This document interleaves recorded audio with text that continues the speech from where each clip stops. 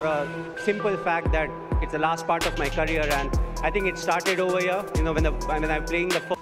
মুস্তাফিজ চলে গেলে অনেক কষ্ট পাবে দর্শক। ম্যাচ শেষে সংবাদ মাধ্যমে যা বললেন মহেন্দ্র সিং ধোনি। বিস্তারিত জানতে ভিডিওটি না টেনে শুরু থেকে শেষ পর্যন্ত দেখুন।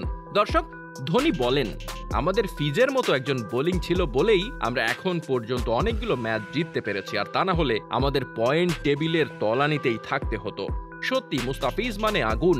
তার মতো বোলার যে আমাদের চেন্নাইয়ের হয়ে খেলছে এটি অনেক বেশি। আমরা অনেক খুশি হয়েছি, কারণ ফিজের প্রতি আমরা যতটুকু আশাবাদী ছিলাম সে তার চেয়ে অনেক বেশি দিয়েছে। আর অনেক খারাপ লাগছে আমাদের, কারণ ফিজের মতো বোলার এখন আমাদের দল থেকে চলে যাচ্ছে। তাই তো আমাদের মনটা অনেক খারাপ। এখন আমি ভাবছি ফিজের জায়গায় কে তার শূন্যতা পূরণ করবে, এটা ভেবে অনেক কষ্ট হচ্ছে। আমরা খুব মিস করব মুস্তাফিজের মতো শক্তিশালী বোলারকে।